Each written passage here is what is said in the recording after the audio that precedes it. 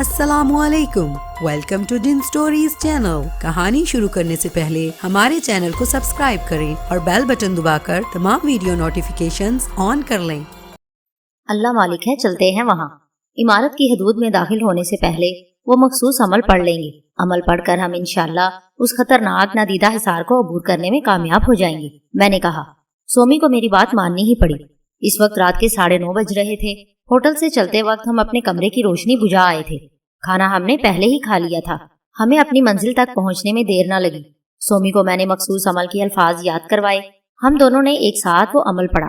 پھر وہ لمحات بھی آ ہی گئے کہ جب میں اور سومی اس عمارت میں داخل ہو ہی گئے۔ اس پر میں نے خدا کا شکر ادا کیا، ہمیں کوئی نقصان نہیں پہنچا تھا۔ طلال بے اور نجیب ہمیں اس کوٹھی کی اسٹڈی میں آرام کرسیوں پر نیم دراز مل گئے۔ ان کا موضوع گفتگو حالیہ واقعات ہی تھے۔ زاؤن کی روح نے ہمیں سخت مشکل میں ڈال دیا ہے۔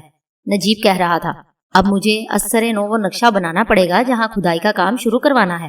وہ تو خیر ہے، طلال بے اپنی بچگانہ آواز میں بولا، مگر ایک بات بہرحال تشویشناک ہے کہ نقشوں کے ساتھ ساتھ وہ تمہاری کوٹھی سے ڈائری بھی لے اڑا۔ وہی ڈائری کہ جس میں منکرا کے تمام غلاموں کے نام پتے درج تھے۔ یقینی طور پر یہ بات کہنا مشکل ہے، کیا خبر وہ ڈائری اور نقشے بھی دیگر ساز و سامان کے ساتھ جل گئے ہوں۔ نجیب کہنے لگا، نجیب کبھی کبھی تم بھی بڑی بچگانہ باتیں کرنے لگتے ہو۔ طلال بے کا چہرہ یہ کہتے ہوئے مزید مضحکہ خیز ہو گیا، تم ہی نے مجھے بتایا تھا کہ وہ تجوری کا دروازہ کھلا ہوا تھا۔ ہاں، یہ بات میرے ذہن سے نکل گئی تھی کہ تجوری کا دروازہ آگ لگنے سے نہیں کھل سکتا۔ تم ٹھیک کہتے ہو، لیکن زاؤن وہ ڈائری نہ بھی لے جاتا تو اس کے لیے کون سا مشکل تھا کہ وہ ہمارے ساتھیوں کے نام پتے معلوم کر لیتا۔ نجیب نے اظہار خیال کیا، خیر جو بھی ہو، مگر ان حالات میں اب منکرا کی روح سے رابطہ قائم کرنا ضروری ہو گیا ہے، طلال بے نے کہا، اور اس کے لیے ہمیں اپنی محفوظ پناہ گاہ سے نکلنے کا خطرہ مول لینا پڑے گا۔ موجودہ حالات میں کیا یہ قدم اٹھانا درست ہے؟ نجیب نے سوال کیا۔ معلوم ہوتا ہے کہ زاؤن کے پے در پہ حملوں کی وجہ سے تم کچھ زیادہ ہی ڈر گئے ہو، شاید اسی وجہ سے تمہاری عقل کام نہیں کر رہی۔ مسخرہ طلال بے بولا، منکرا کی روح سے تم کس لیے رابطہ قائم کرنا چاہتے ہو؟ یہ تو ابھی تم نے بتایا ہی نہیں۔ نجیب نے طلال بے کی بات کو نظر انداز کرتے ہوئے معلوم کیا، زاؤن کا عذاب آخر کب تک ہمارے سروں پر مسلط رہے گا؟ وہ ہمیں جسمانی، ذہنی اور مالی طور پر نقصان پہنچائے جا رہا ہے اور اب تک ہم اسے ختم نہیں کر سکے۔ طلال بے فوری طور پر منکرا کی روح سے رابطہ قائم کرنے کے حق میں تھا اور نجیب اس کی مخالفت کر رہا تھا۔ میں یہ سوچنے لگا کہ کہیں وہ مسخرہ نجیب کی بات نہ مان لے، اس طرح مجھے مزید انتظار کرنا پڑتا۔ فی الحال انہی دونوں آدمزادوں کے ذریعے منکرا کی روح تک پہنچنا ممکن تھا۔ وہ دونوں شیطان صفت آدمزاد خاصی دیر تک اسی موضوع پر گفتگو کرتے رہے۔ پھر وہی ہوا جس کا مجھے خدشہ تھا۔ طلال بے اس پر آمادہ ہو گیا کہ نقشے کی تکمیل کے بعد پہلے ستارہ میں کھدائی کا کام شروع کروا دیا جائے۔ اب ہمارا مزید وہاں رکنا لا حاصل ہی تھا۔ سو میں نے سومی کو چلنے کا اشارہ کیا۔ ہم اپنے ہوٹل کی طرف پرواز کر رہے تھے کہ سومی نے مجھے مخاطب کیا، اے لیلیش، یہ بھی تو ممکن ہے کہ نجیب 2 روز کی محنت کے بعد جو نقشہ بنائے تو اسے غائب کر دے۔ اس طرح منکرا کے غلام ستارہ میں کھدائی کا کام شروع نہیں کر سکیں گے۔ یہ ممکن تو ہے سومی، لیکن کئی وجوہ کی بنا پر یہ مناسب نہیں ہوگا۔ اس پر ہم ہوٹل پہنچ کر تفصیل سے گفتگو کریں گے۔ میں کچھ سوچ کر بولا۔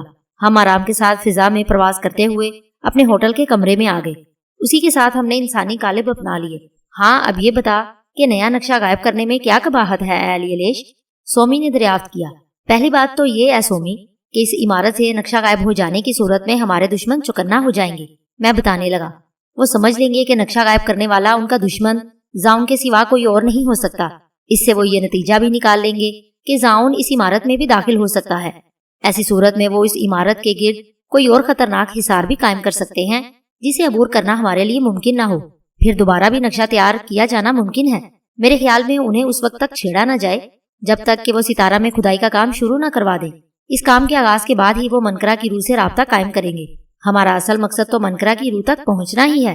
منکرا کے غلاموں کو تو کسی بھی مرحلے پر اہرام تک پہنچنے سے روکا جا سکتا ہے۔ ظاہر ہے یہ کام 2-1 دن میں تو پورا ہوگا نہیں، اس میں وقت لگے گا۔ ان شیطانوں کو روکنے کی ایک اور صورت بھی ممکن ہے، مگر میں کچھ سوچنے لگا تو سومی نے مجھے ٹوکا، اپنی بات پوری کر اے لیلیش، بتا کہ تیرے ذہن میں کیا بات آئی ہے۔ میرے ذہن میں یہ خیال آیا تھا کہ محکمہ سارے قدیمہ والوں کو ان شیطانوں کے پیچھے لگا دیا جائے، مگر ایک اور امکان بھی ہے۔ یہ عین ممکن ہے کہ محکمہ سارے قدیمہ کی کچھ بڑی کالی بھیڑیں منکرا کے غلاموں سے مل گئی ہوں۔ اس ملی بھگت کے بغیر اتنا بڑا قدم نہیں اٹھایا جا سکتا۔ میں نے بتایا، ٹھیک ہے، اگر کسی سبب محکمہ سارے قدیمہ والے مجرموں کے خلاف کوئی کارروائی نہ کر سکے تو ہم خود ان کے مذموم عزائم کو خاک میں ملا دیں گے۔ میں نے سومی کی تائید کرتے ہوئے اسے اپنے لائحہ عمل سے آگاہ کیا۔ اگلے دن ہم نے پھر طلال بے کی کوٹھی کا چکر لگایا کہ کہیں اس کا ارادہ بدل تو نہیں گیا، لیکن ایسا نہیں ہوا۔ نجیب نیا نقشہ بنانے میں مصروف تھا۔ طلال بے الگ ایک کمرے میں نظر آیا۔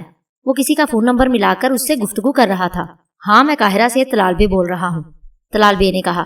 اس سے میرے لیے یہ سمجھنا مشکل نہ ہوا کہ وہ کسی ایسے شخص سے بات کر رہا تھا جو قاہرہ میں نہیں تھا۔ اپنی بات جاری رکھتے ہوئے وہ مزید بولا، میری بات غور سے سنو حاذق، تمہیں اب جابر کی جگہ سنبھالنا ہے۔ جابر کو ایک ضروری کام کے سلسلے میں بیرون ملک بھیجا گیا ہے۔ اس کی واپسی جلد ممکن نہیں، اسے وہاں سے لوٹنے میں کئی مہینے بھی لگ سکتے ہیں۔ نیا کام شروع کرنا ہے، تمہیں بتایا تھا جابر نے؟ ٹھیک ہے، پرسوں دوپہر تک میں خود ستارہ پہنچ رہا ہوں۔ ہاں، نقشہ بھی تمہیں مل جائے گا، نجیب بھی میرے ساتھ ہی ہوگا۔ وہ اس جگہ کی نشاندہی کر دے گا جہاں سے کام کا آغاز ہونا ہے۔ ہاں، تم تمام تیاریاں ان 2 دنوں کے اندر مکمل کر لو، سمجھ گئے؟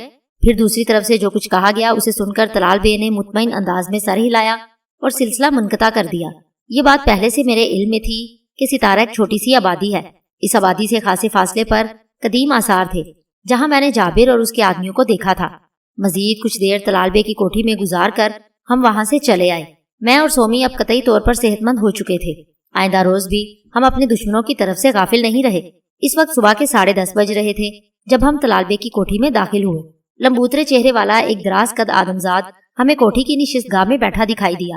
اپنے حلیے سے وہ کوئی باحیثیت آدمی ہی لگتا تھا۔ اس کے سامنے میز پر ایک فائل رکھی تھی۔ اس فائل پر چھپے ہوئے الفاظ کو دیکھ کر میں چونک اٹھا۔ وہ مصر کے ایک سرکاری محکمے کا نام تھا، محکمہ آثار قدیمہ۔ وہ دراز قد آدمزاد میرے لیے بالکل اجنبی تھا۔ میں ابھی یہ سوچ ہی رہا تھا کہ وہ شخص کون ہے اور وہاں کیوں آیا ہے۔ نشست گاہ کے اندرونی دروازے کا ریشمی پردہ اٹھا کر طلال بے آگے بڑھتا ہوا نظر آیا۔ اجنبی شخص کی نظر جیسے ہی طلال بے پر پڑی وہ صوفے سے اٹھ کر کھڑا ہو گیا۔ بیٹھو بیٹھو حاکم علی، طلال بے یہ کہتا ہوا اجنبی شخص کے سامنے والے صوفے پر آ بیٹھا۔ کام ہو گیا ہے جناب، اس شخص حاکم علی نے بتایا اور درمیانی میز پر رکھی ہوئی فائل اٹھا کر طلال بے کی طرف بڑھا دی۔ مجھے تم سے یہی امید تھی۔ طلال بے مسکرایا تو اس کے رخسار اور بھی پھول گئے۔ اس نے حاکم علی کے ہاتھ سے فائل لے لی۔ اس فائل میں جابر کی معطلی اور حاضی کے تقرر کا پروانہ موجود ہے۔ آپ خود ملاحظہ فرما لیجئے جناب، حاکم علی بولا۔ جابر سے چارج کی رپورٹ حاضی کو 1 ہفتے کے اندر ہمارے محکمے کو بھیج دینی ہے۔ سمجھتا ہوں میں، طلال بے فائل کھولتے ہوئے کہنے لگا۔ رپورٹ بھیج دی جائے گی۔ موقع غنیمت جان کر جو طلال بے دیکھ رہا تھا میں بھی دیکھنے لگا۔ مجھے فائل سے لگے ان کاغذات کو دیکھ کر حیرت ہوئی۔ سرکاری طور پر حاضی کو آثار قدیمہ کی نگہداشت کا فرض سونپا گیا تھا۔ وہ قانون کی آڑ میں قومی دولت لوٹنے کا گھناؤنا کھیل کھیل رہے تھے، گویا وہی محافظ تھے اور وہی لٹیرے۔ طلال بے نے فائل میں لگے ہوئے کاغذات دیکھ کر فائل کو بند کیا اور اسے اپنی گود میں رکھ لیا۔ پھر طلال بے نے اپنی بائیں ہاتھ سے 50 گنی کے نوٹوں کی ایک گڈی نکالی اور حاکم علی کو مخاطب کیا۔ اس کام کے لیے غالباً 5000 گنی کی رشوت کافی ہے، حاکم علی نے نوٹوں کی گڈی لیتے ہوئے کہا۔ اس رشوت کو اپنا حق سمجھتا ہوں میں۔ اس پر طلال بے دھیرے سے بچگانہ انداز میں ہنس دیا۔ اسی کے ساتھ حاکم علی اٹھ کھڑا ہوا۔ ان عیار آدمزادوں کا طریقہ واردات اب مجھ پر واضح ہو گیا تھا۔ طلال بے کی کوٹھی میں اب مزید رکنا لاحاصل ہی تھا، سو میں اور سومی وہاں سے نکل آئے۔ اب ہمیں اگلے روز صبح وہاں آنا تھا جب طلال بے اور نجیب ستارہ کے لیے روانہ ہوتے۔ میں انہیں اپنی نظروں سے کس طرح اوجھل ہو جانے دیتا۔ دوپہر سے پہلے ہی ہم ہوٹل واپس پہنچ گئے اور انسانی قالب اپنا لیے۔ میں نے سومی سے کہا، ہمارے پاس آج کا وقت تو ہے نا، پھر تیری کیا مرضی ہے؟ سومی نے پوچھا۔ میں اس عیار آدمزادی کی مزید خاطر مدارات کے بارے میں سوچ رہا تھا جو اسپتال میں پڑی ہے۔ میں معنی خیز لہجے میں بولا۔ میرا اشارہ نجوا کی طرف ہی تھا۔ ذرا سی دیر میں نجوا کا سراغ لگا لیا اور ہم اس اسپتال تک پہنچ گئے جہاں وہ زیر علاج تھی۔ اس وقت نجوا کے کمرے میں کوئی نہیں تھا۔ میں نے دیکھا کہ نجوا کی آنکھیں بند تھی۔ کمرے میں پہنچتے ہی ہم نے سعد اور رشیدہ کے انسانی قالب اپنا لیے تھے۔ تم؟ نجوا ہکلائی۔ اسی کے ساتھ اس کی آنکھیں حیرت سے پھیل گئیں اور چہرے پر خوف کے آثار ابھر آئے۔ ہم تمہاری خیریت دریافت کرنے آئے ہیں نجوا، میں نے مسکراتے ہوئے نرم آواز میں اسے مخاطب کیا۔ ڈاکٹر کیا کہتے ہیں؟ تم اپنے پیروں پر چل سکو گی؟ میری بات کا کوئی جواب دینے کی بجائے نجوا نے تیزی سے کوئی شیطانی عمل پڑھنا شروع کر دیا۔ اس کے تیزی سے حرکت کرتے ہوئے ہونٹ اس کا ثبوت تھے۔ رشیدہ، میں نے قریب ہی کھڑی سومی کو اپنی طرف متوجہ کیا۔ نجوا کو ہمارے خلوص پر یقین نہیں، یہ دشمنی پر آمادہ ہے۔ کیا خبر ڈاکٹر اپنی کوشش میں کامیاب ہو جائیں اور نجوا اپنے پیروں پر چل سکے۔ تم یہ قصہ ہی کیوں نہ کاٹ دو۔ سومی میری بات سنتے ہی تیزی سے آگے بڑھی۔ اسے یقیناً یہ احساس تھا کہ نجوا اپنا شیطانی عمل پورا نہ کر سکے۔ مجھے اور سومی کو اس وقت یہ خیال نہیں تھا کہ ایک اور خطرہ بھی ہمارے سروں پر منڈلا رہا ہے۔ میں صرف اتنا دیکھ سکا کہ نجوا نے تیزی سے اپنا بایاں ہاتھ اٹھا کر پلنگ کے سرہانے لگا ہوا کوئی بٹن دبا دیا تھا۔ اس کے ساتھ ہی کمرے کے باہر گھنٹی بجنے کی تیز آواز سنائی دی۔ اس وقت تک سومی نے نجوا کے دونوں پیروں کو اپنی گرفت میں لے کر مروڑنا شروع کر دیا۔ کمرے میں نجوا کی بھیانک چیخیں گونج رہی تھیں۔ پھر اس سے پہلے کہ میں سومی کو خطرے سے آگاہ کر سکتا، کمرے کا دروازہ زوردار آواز سے کھلا اور کئی مسلح آدمی اندر گھس آئے۔ میں نے فوراً انسانی قالب چھوڑ دیا، مگر سومی کو لمحے بھر کی دیر ہو گئی۔ یہی لمحے بھر کی دیر تباہ کن ثابت ہوئی۔ کمرہ پے در پے دھماکوں سے گونج اٹھا۔ سومی کے انسانی قالب میں بیک وقت کئی گولیاں پیوست ہو گئیں اور میں نے اسے لہرا کر گرتے دیکھا۔ مجھے یوں لگا جیسے میری دنیا اندھیری ہو گئی ہے، کاش میں وہاں نہ آیا ہوتا۔ فرش پر تڑپتا ہوا سومی کا انسانی قالب ایک دم غائب ہو گیا۔ اس کا واضح مطلب یہی تھا کہ سومی کو آخری لمحات میں انسانی قالب سے نکلنے کا موقع مل گیا تھا۔ اگر ایسا نہ ہوتا تو اس انسانی قالب کے ساتھ ہی سومی بھی ہمیشہ کے لیے ختم ہو جاتی۔ نجوا کو اذیت دینا مجھے مہنگا پڑا۔ اس وقت تک اسپتال کے کمرے میں کئی ڈاکٹر اور نرسیں پہنچ چکی تھیں۔ نجوا بے ہوش تھی، ڈاکٹر اس کی دیکھ بھال میں لگ گئے۔ مجھے سومی کی فکر تھی، اس لیے اسے اٹھائے سیدھا اپنے ہوٹل کا رخ کیا۔ ہوٹل پہنچ کر میں نے ہر ممکنہ تدبیر آزما لی، مگر سومی ہوش میں نہیں آئی۔ میری سمجھ میں نہیں آ رہا تھا کہ کیا کروں۔ میں یہ بھول ہی گیا کہ کوئی عمل اس وقت کارگر ثابت نہیں ہوگا۔ اس معاملے کا تعلق حکمت سے تھا۔ جب مجھے اس کا احساس ہوا تو جن زاد حکیم خاشے یاد آ گیا۔ میں نے خاصا عرصہ ان کی صحبت میں گزارا تھا۔ پھر میں نے ایک لمحے کی بھی تاخیر نہیں کی اور مخصوص جڑی بوٹی کی تلاش میں روانہ ہو گیا۔ جڑی بوٹی حاصل کر کے میں نے انسانی قالب اپنایا اور ایک عطار کی دکان پر پہنچ گیا۔ میں نے عطار پر یہ ظاہر کیا کہ ایک حکیم ہوں۔ میری ہدایت پر جڑی بوٹی کا صفوف تیار کر کے اس میں دوسری دوائیں ملا دی گئیں۔ اب دوا تیار تھی۔ کچھ دوائیں میں نے اور خریدی جو سومی کو ہوش میں آنے کے بعد استعمال کروانی تھی۔ جب میں واپس ہوٹل کے کمرے میں پہنچا تو سومی کی حالت مزید بگڑ چکی تھی۔ میں گھبرا گیا کیونکہ سومی اب چند لمحوں کی مہمان معلوم ہو رہی تھی۔ جلدی سے میں نے اسے دوا سنگوائی جس کا اثر فوری طور پر ہوا۔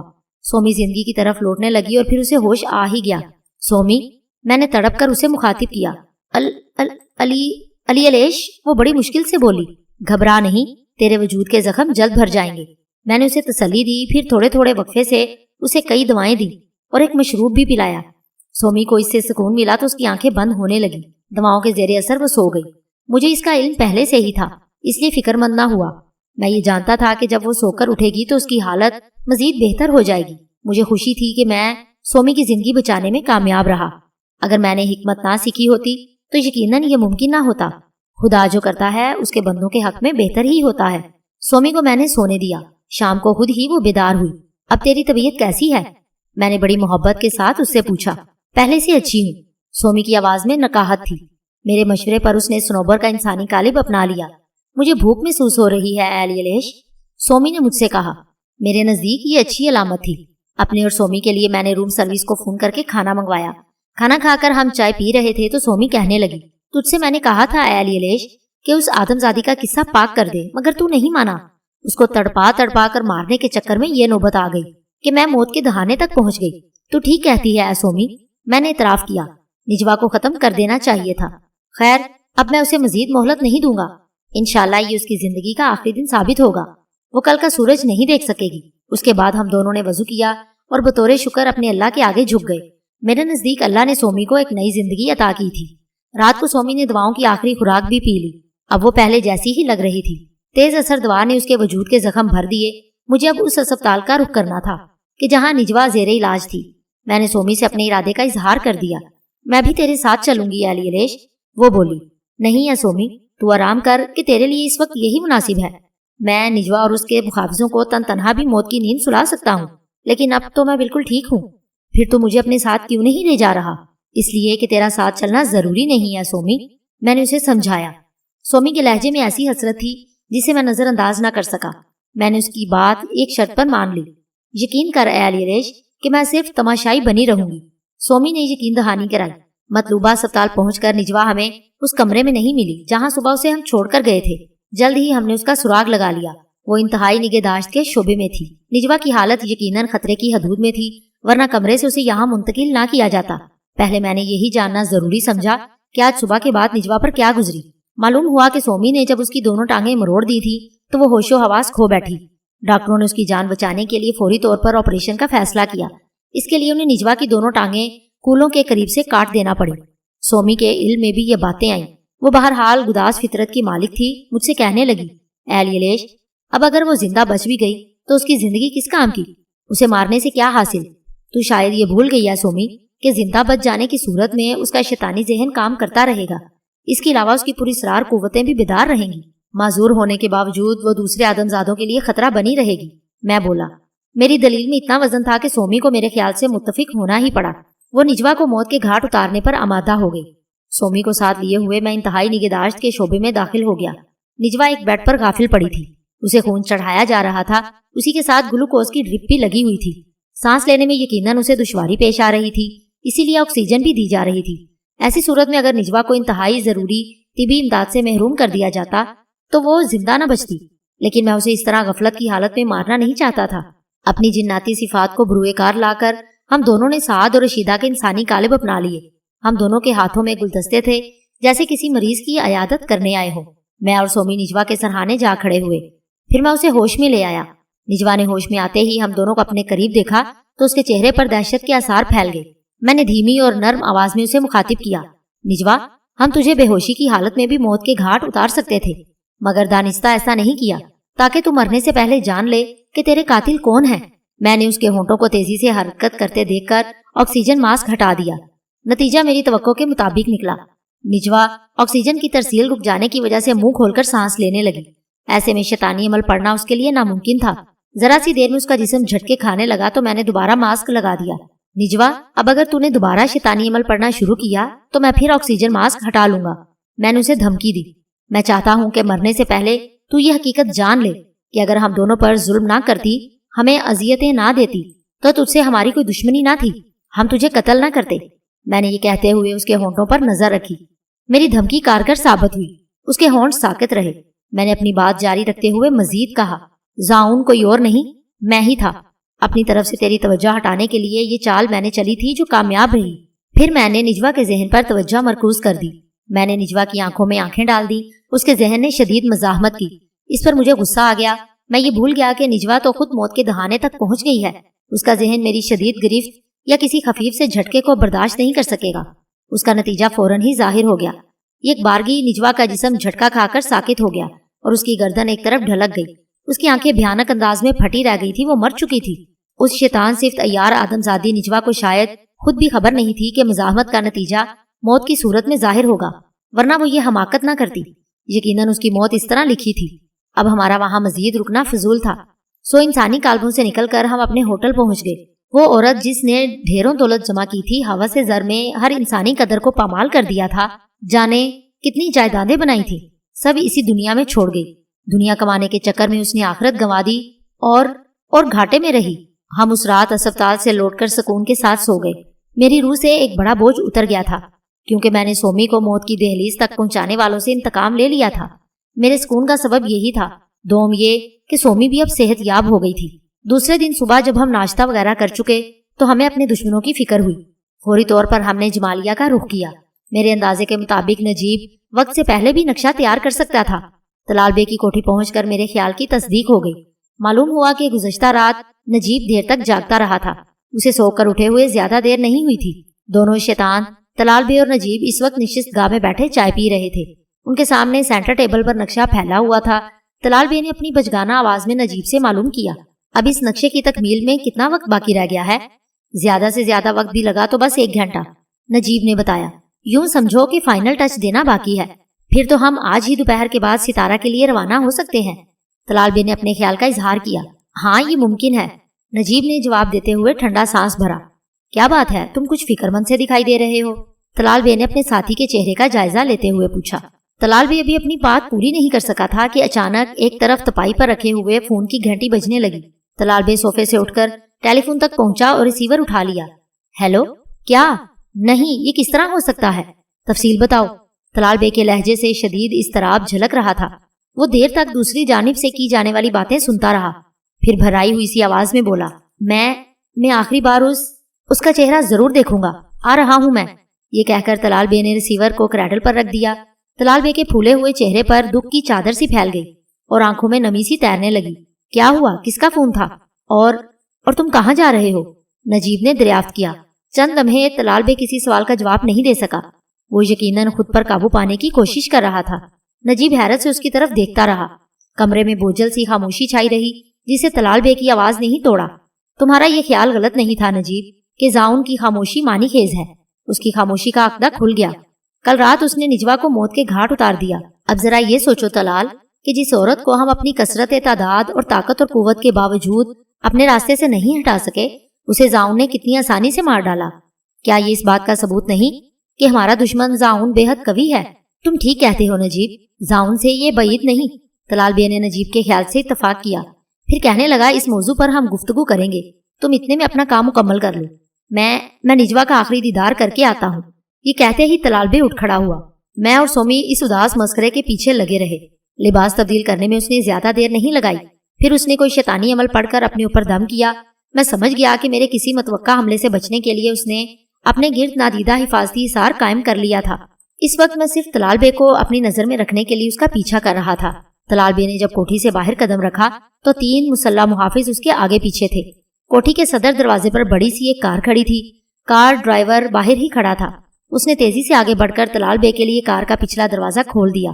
तलाल बे कार के अंदर बैठ गया तो 2 मुहाफिज उसके दाएं बाएं बैठ गए। तलाल बे उनके दरमियान था। ड्राइवर के बराबर वाली निशिस्त तीसरे मुहाफिज ने संभाल ली। इस दौरान में ड्राइवर भी अपनी निशिस्त पर बैठ चुका था। कार स्टार्ट होकर जल्द ही रवाना हो गई। मुझे ख्याल आया कि मैं अपने दुश्मन तलाल बे को एक ज़हनी अजियत में मुब्तला कर सकता हूँ। मैंने सोमी को इशारा किया और फिजा में कुछ बुलंद हो गया। सोमी को मैंने अपने इरादे से आगाह कर दिया, हरचंद कि वो मेरे ख्याल से मुत्तफिक नहीं थी। तू जरा और ऊंची परवाज कर ऐ सोमी, मैंने कहा, ताकि उस शैतान के किसी मुमकिना हमले से बच सके। मैं अभी आता हूँ, मेरी फिक्र न कर अली अलेश, तू अपना ख्याल कर। सोमी ने मुझे ताकीद की। मुझे यकीन है कि वो जवाबी हमला जरूर करेगा, मगर मैं इससे पहले ही तेरे पास पहुंच जाऊंगा। बाद में जब तलाल बे को ये इत्मीनान हो जाएगा कि मैंने राह फरार इख्तियार कर ली है, तो फिर दूसरा कदम उठाऊंगा। मैं ये कहते ही फिजा में गोता लगाकर तलाल बे की कार तक पहुंच गया। चंद ही लम्हों के बाद मैंने कुछ फासले से एक ट्रक आते देखा। मुझे किसी ऐसे ही मौके की तलाश थी। उस ट्रक के ड्राइवर को मैंने अपने असर में ले लिया। मेरा ये मकसद नहीं था कि उस ट्रक और कार में टक्कर हो जाए, इसीलिए तेजी से काम लिया। कार अभी इस ट्रक से कुछ दूर थी कि ट्रक तिरछा होकर सड़क पर इस तरह रुक गया कि कार को आगे बढ़ने का रास्ता न मिल सके। कार के ड्राइवर ने इंतहाई महारत का सबूत दिया, वरना हादसा मुमकिन था। उसने कार को रोक लिया। ट्रक और कार के दरमियान सिर्फ चंद फुट का फासला रह गया था। कार के ड्राइवर ने झिंझलाकर जोर जोर से हॉर्न बजाना शुरू कर दिया।